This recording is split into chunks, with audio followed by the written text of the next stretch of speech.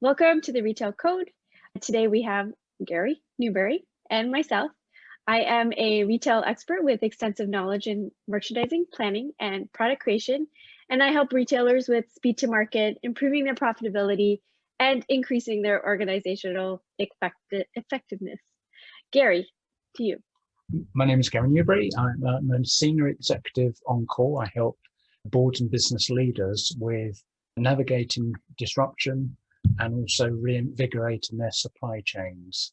So my purpose in life is to help retail business leaders to think big, be bold, scale, adapt, and win one epic supply chain transformation at a time. Love it. So Gary, today we're going to talk about the relevance of the mall. We both did some mall visits, so I'd love to start with your mall visit and then we could see how they compare. Yeah, I went to the Oshawa Centre, which is a relatively large mall, and it's the largest one on the east side of Toronto. It recently had a big, something like $250 million investment about 4 or 5 years ago to attract another 60 national chains into it. And we've got a really good selection, except we haven't got a Disney store because I think they've all closed. Yeah. So I wandered into it on a Sunday at lunchtime. So and as I walked into the mall, it felt busy. So I actually walked all the way around the mall and actually looked in each of the stores. It was quite interesting to see which stores had queues or lineups and which ones didn't. In fact, which ones didn't have any customers in. And there didn't seem to be much of a pattern. The ones with small queues were I would call them specialty retailers like Lids, Champs, Torrid. Ones with big lineups, Lululemon had a huge lineup, but I couldn't know if that was people carrying returns back or just, they wanted to get out and buy some Lululemon stuff. The other one was H&M, and that was a bit clearer because they had H&M bags. So I guess they were going back to do the returns. There's also Victoria's Secret had a fair size queue. Yeah. And then another thing, I think it's called Bath and Body, had a fairly big queue, and yet we went to the body shop and there was no queue. In fact, there was no store. They sort of thin ice navigate. Yeah, it's a completely different customer. Bath and Body Works is a very promotional driven customer, and even when I was in the Eaton Center, huge lineups. So just a little bit of background for our viewers in case they're not from Canada. We went into reopening of stage 2 on June 30th. And what that means for the province of Ontario, where we both live, is that essential retail could operate at 50% capacity and the malls would be open. So we haven't had any of the malls open for quite a few months. So we both decided to visit the mall, and I visited Toronto Eaton Center, which is an iconic shopping center in all of Canada. I think it was open in maybe the 90s, I'm not sure, but way before that. Yeah, because obviously I worked at Eaton's when it was we had Eaton Centers. That was a million years absorbed ago. In the late 90s, didn't it, into Sears? Yes, yes. So yes, that was like a million years ago. But I wanted to just add some context for our viewers that we're still, we're not quite at full capacity in the malls, but so interesting to see that some stores had lineups and some didn't. So Bath and Body Works, even for Eaton Center, there was a lineup and it actually was super long. I think it was one of the longest lineups I saw. What surprised me was that the Apple store did not have a lineup and neither did Lululemon. But then after later investigation, I found out that in some cases you can make appointments, and that's why people would kind of walk away and then they would get a call or a text message to come back in.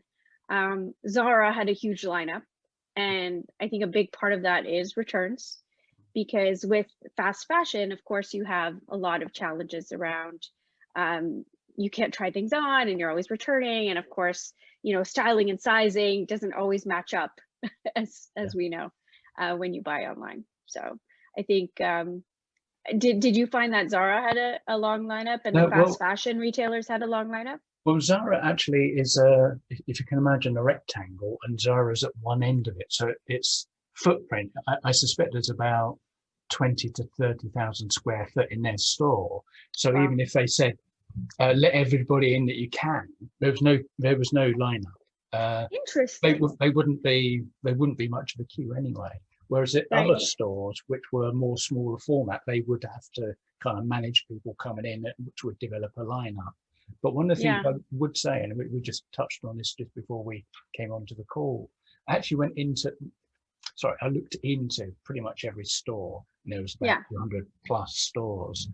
And besides one or two stores which are noticeable by their lineup, the rest of them were empty, including things like the Star Wars shop and the Harry Potter shop.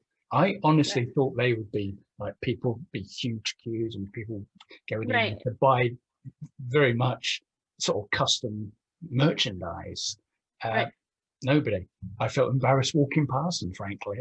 Wow. I was peering in and thought, I hope they don't think I'm a customer because I'm running off to see the next one. But it really was quite outstanding that although there's restrictions, certainly in the OC, it didn't really matter. Interesting. No.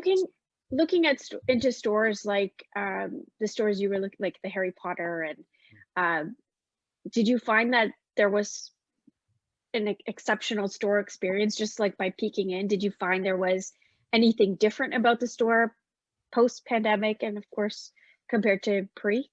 No, this is what I've been saying for some time, is it's like in the rush to kind of get back to normal, we're rushing to the store and, oh yeah, we're back to normal because nothing's changed.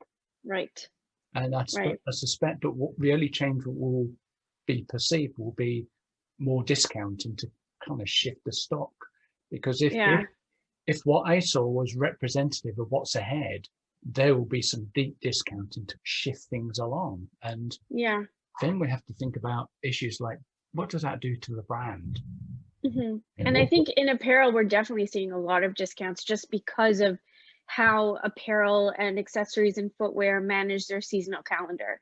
As soon as the stores open, they should have been on sale anyway, considering that's how they plan for markdowns. So number one, it definitely devalues the brand, and that's the only type of customer you're going to get is the one that is looking for a promotion. You're about to do a store flip now, and you're not getting those regular price customers in the store. You're never going to make margin.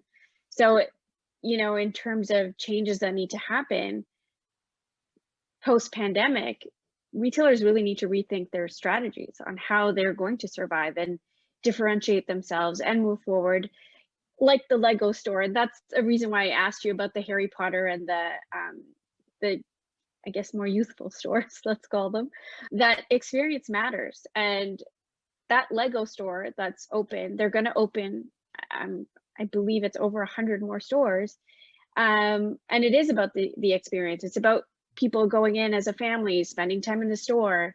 And we're not seeing that across all of retail. It's so small, like the percentage of stores that are actually changing the way they interact with the customer.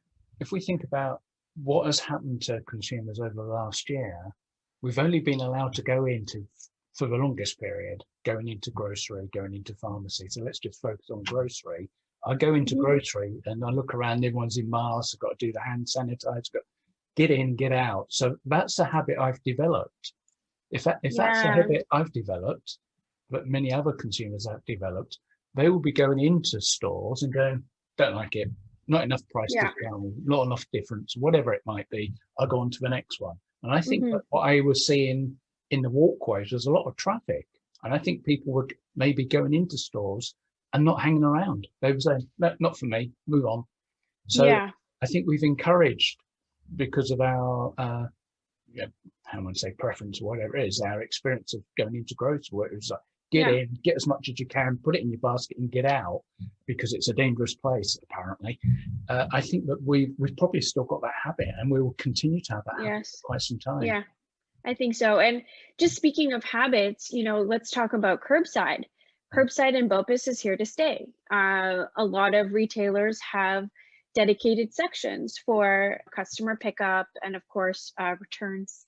So while I walked into Nordstrom, as soon as you walk in, it's a beautiful store, and the way they've set it up is they've removed part of the shoe section as you walk in, and it's become this like BOPIS, Boris pickup section but they've done a great job with it because it's super clear, it's spread out, easy to navigate.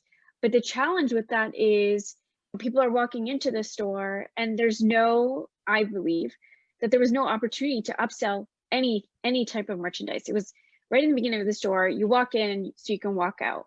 The challenge with that is that when it's inside a mall, it's not at the store entrance that is street facing, it's inside the mall. So you should have a better experience in terms of going to pick up and more staff, maybe there's sampling, maybe there's some event type thing. I think that there's a lot of opportunity there because we know that curbside and BOPIS and Boris is not going anywhere. Yeah, I think we need to be clear about the different kind of jobs or Yeah. missions or whatever it is. If I want to buy something, I'm not as glamorous as Nordstrom, I go to Canadian Tire. If I want to go to Canadian Tire and I've done a click and collect order, it's because I don't want to go into the store today. I want to Exactly. get my grass seed or whatever it might be that I'm working on that day. I just want to turn up, flip the bonnet, somebody puts it in, put it down, and I'm off. Yes. Whereas if I was to do a BOPIS order where I want to go into a store, I want to secure something, but to go into a store and also think of other things I want to buy. I actually haven't experienced that. So I don't know how easy it is for me to pick my order up and then wander around the stores and buy something else. Or can I buy something else and accumulate that at the point where I pick it up? And I think that I'm talking like completely outside my experience of doing this. So my thought pattern has always been with BOPIS is it's a great, for some retailers of a certain mindset, it's a great opportunity to, as you say, upsell. But really it's like, come into my stores, my BOPIS thing at the back, and you walk past all my aisles and pick something else up. And maybe it is that point where I go, I've come to pick up my BOPIS, here's my computer printer or whatever. And or can I have these at the same time? But it's almost as if every store should be treated differently, which I'm all for. Especially Canadian Tire. I mean, it has to because of the model they have. So I also went into Canadian Tire, but the Eaton Center Canadian Tire, which is actually street facing. So they didn't have any clear signage for curbside pickup or BOPIS or even like a spot where a car could actually drive up. They didn't have anyone at the door except manning the number of people, like the clicker, and making sure that there was hand sanitizer available. But other than that, the store format had not changed. And back to Nordstrom, even though the store format had changed on one side, the rest of the store format had not changed. So they still had jewelry, sunglasses, and beauty. But if they changed that and they did, okay, these are the categories digitally that people are looking for, which are home and comfort in apparel, why don't we move those sections or have a little shop in shop boutique in that front area, because we know that's what customers are looking for. So that's how they can use their digital shopping data to feed what the in-store experience could be. As I'm listening to you and reflecting on my own experience, that I think there's the usual disconnects. We've got probably a store design thing over here. We've got the e-commerce function. We've got the guys trying to work out the IT guys trying to work out the click and collect, trying to do the curbside and all that lot.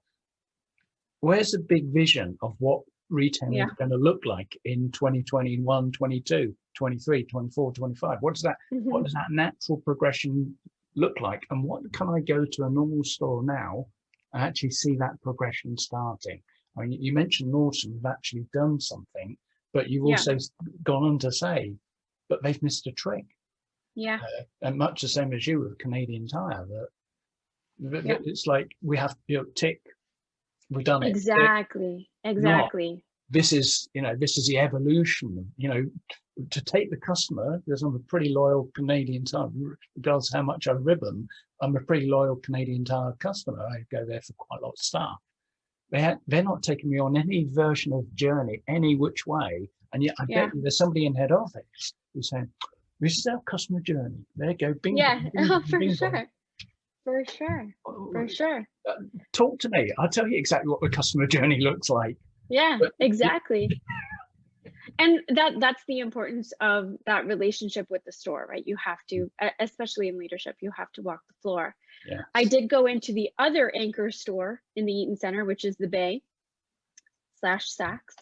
That particular store, the Queen Street store, is also a flagship store. So that should be the epitome of what the Bay should be across Canada, really and truly. Walking into that store, I felt like there was a lot more space. I think that they did a really great job in terms of ramping up that beauty section so that customers feel more safe. As soon as you walk in, there was an area for you to ask someone questions, which I think is so important. Yes. Sadly, the store was empty, Yes. which I expected. The only place that was busy, which is where I was actually going to do something, was Nespresso to pick up some coffee. But outside of that, I would say that the store was quite empty. Yeah, I mirror our store in the Oshawa Centre is an anchor. There was no door clicker. There was no need. It's a massive store. They would never run anywhere near capacity. But they had a few people. You know, there's some seats outside.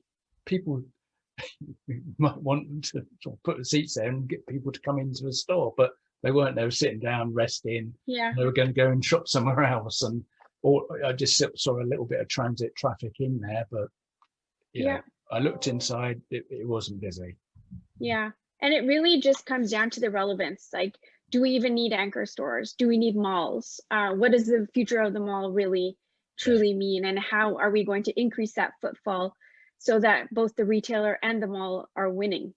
Yes. So I think that there's a lot of work to be done to get people to go into the malls. I think that Yorkdale is actually part of Oxford Properties. They're doing a really good job in converting their outdoor spaces to entice more restaurant goers and places to hang out. Like they have, I think, like fire pits and things like that outside. So I love the way that they've brought that experience outside of the mall so that people, it will drive traffic in the mall. And I think there's a lot of great innovation there where they're working with their retailers. I'm not sure that's happening across commercial retail real estate right now. I know that they're doing a lot in terms of, like, you know, an area for return, or they're working with Return Bear and certain technology providers, but I still feel like there's such a disconnect with the retailer and the actual landlord.